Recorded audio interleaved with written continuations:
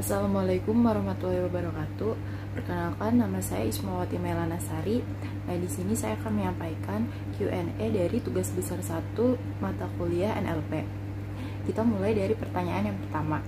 Apa yang dimaksud dengan NLP?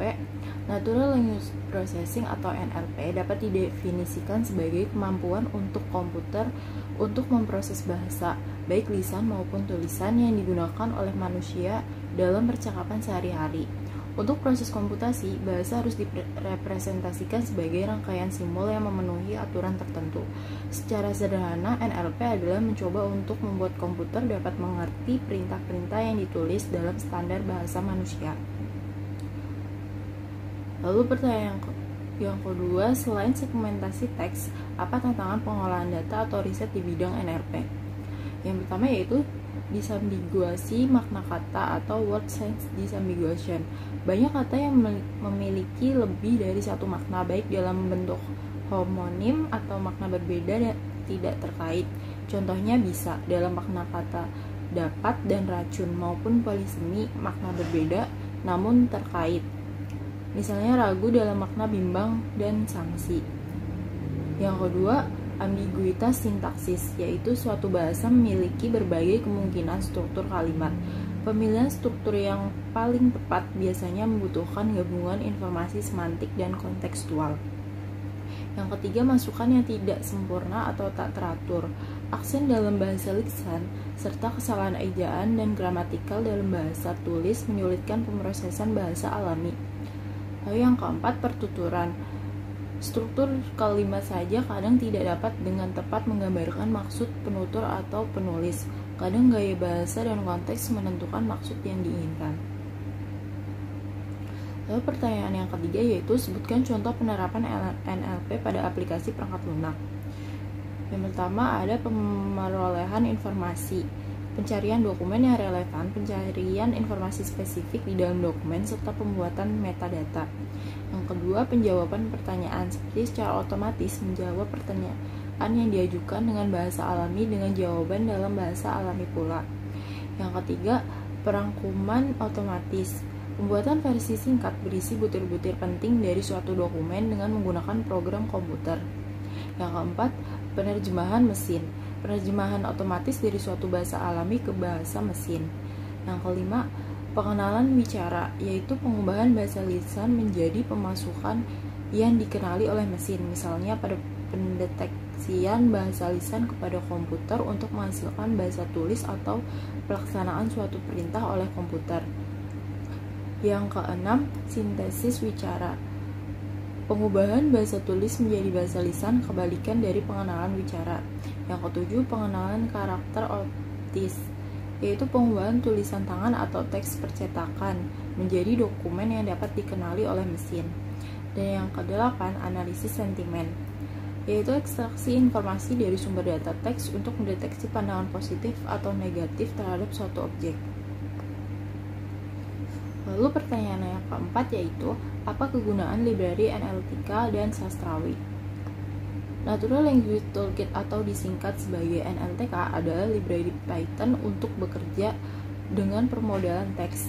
NLTK menyediakan alat yang baik mempersiapkan teks sebelum digunakan pada machine learning atau algoritma deep learning. Sedangkan Python Sastrawi adalah pengembangan dari proses PHP Sastrawi. Python Sastrawi merupakan library sederhana yang dapat mengubah kata berimbuhan bahasa Indonesia menjadi bentuk dasarnya. Lalu pertanyaan yang kelima yaitu, apa tujuan case folding? Tujuan dari case folding untuk mengubah semua huruf dalam dokumen menjadi huruf kecil.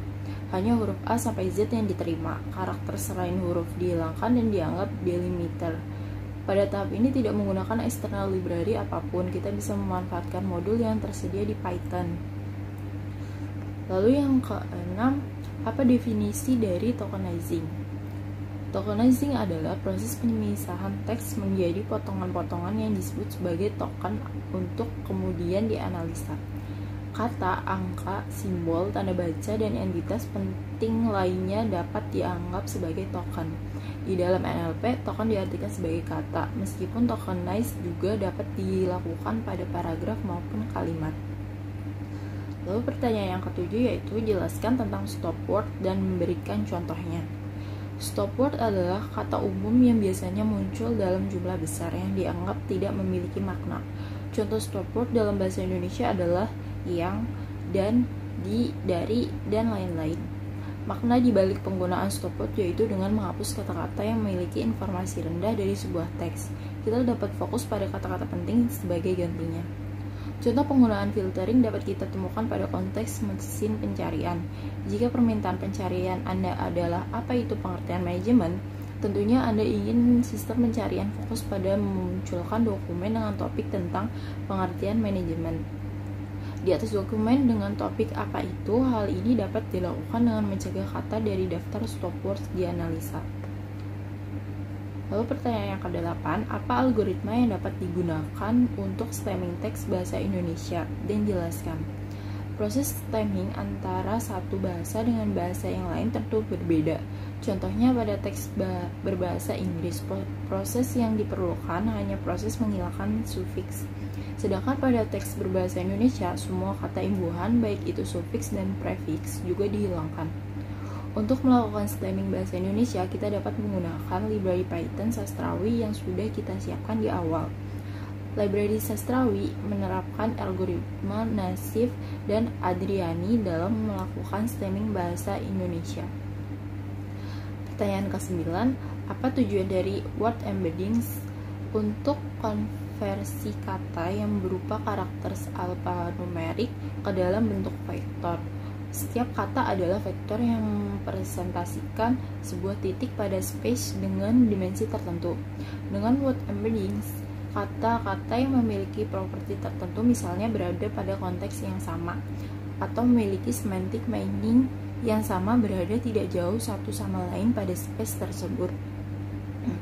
Pertanyaan ke-10, sebutkan dan jelaskan model arsitektur dari word to vector. Terdapat dua model arsitektur yang dapat digunakan pada word to vector, yaitu Seabow dan Skipgram. Pada model Seabow, word to vector menggunakan kata yang ada di sebelah kiri dan kanan kata target dan dibatasi dengan windows untuk memprediksi kata target tersebut. Seabow memiliki waktu training lebih cepat dan memiliki akurasi yang sedikit lebih baik untuk frequency words. Sedangkan Skipgram menggunakan sebuah kata untuk memprediksi kata-kata yang ada di sebelah kiri dan kanan kata tersebut yang dibatasi oleh Windows. Model ini menggunakan sebuah kata untuk memprediksi target konteks. Pertanyaan ke-11, apa definisi dari bag of words? Strategi vector engineering tradisional untuk data tekstual yang populer digunakan dikenal sebagai model bag of words yang terdiri dari term frequency atau TF, term frequency inverse document frequency atau TF-IDF, hingga n-grams.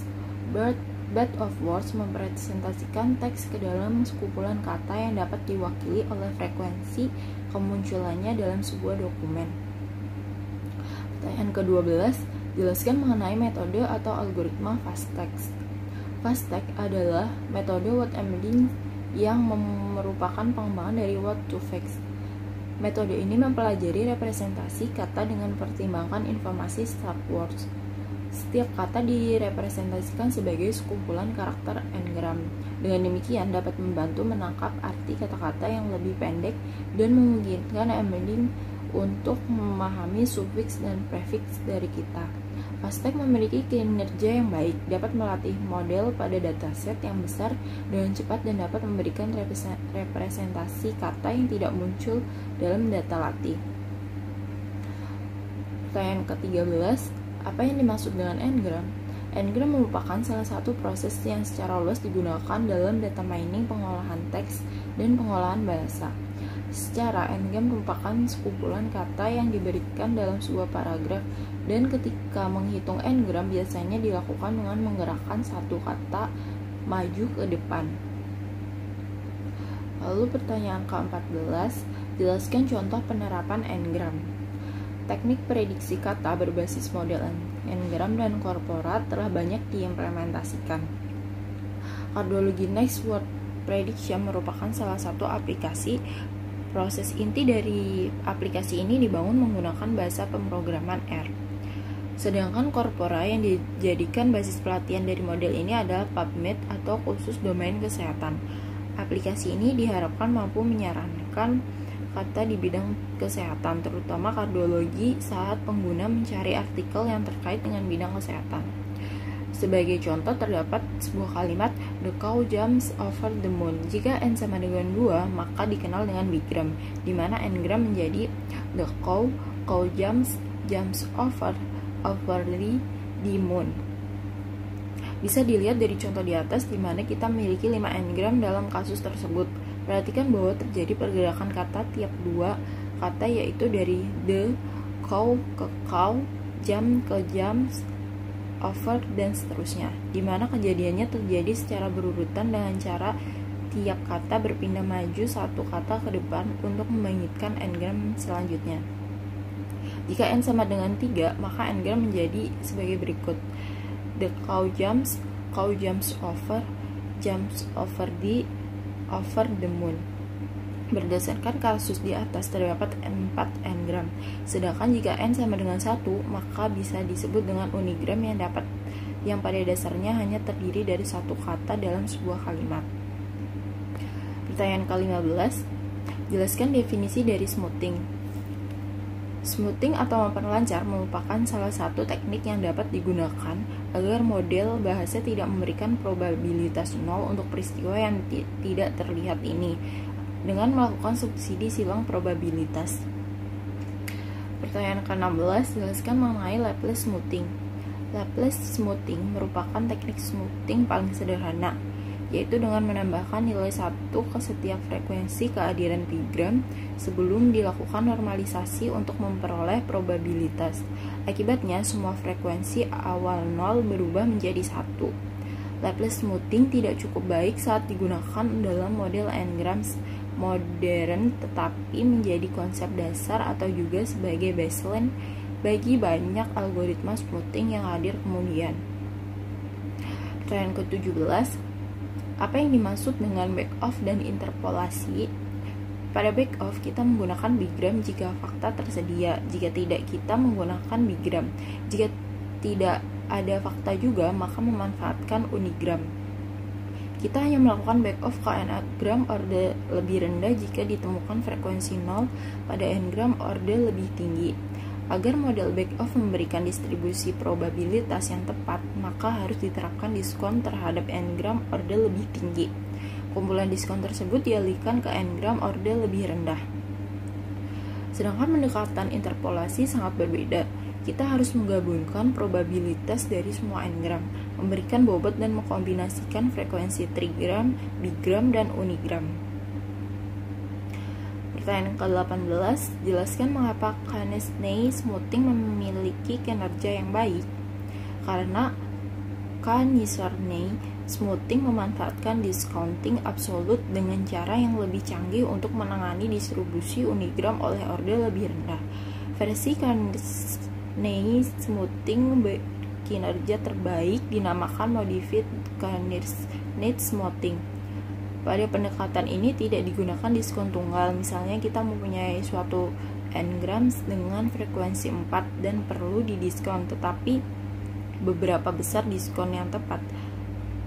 Menghitung tata bahasa bigram dari 22 juta kata dari Naismith IP dan kemudian memeriksa frekuensi setiap bigram ini dalam 22 juta kata lainnya. Rata-rata suatu bigram yang hadir 4 kali dalam 22 juta kata pertama terjadi sebanyak 3,23 kali dalam 22 juta kata berikutnya.